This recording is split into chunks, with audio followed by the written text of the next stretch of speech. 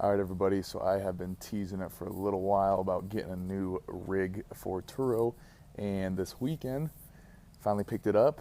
And be curious to see what you guys think. It's going to be a little bit different. All right. So obviously, I cannot list this thing on Turo. This is a 2013 Suzuki Boulevard, and what the plan is when we move back to Nevada full time, I'm actually going to try a different type of app that's similar to Turo. It's called Twisted Road, and it's the same concept. It basically is just for motorcycles as opposed to cars.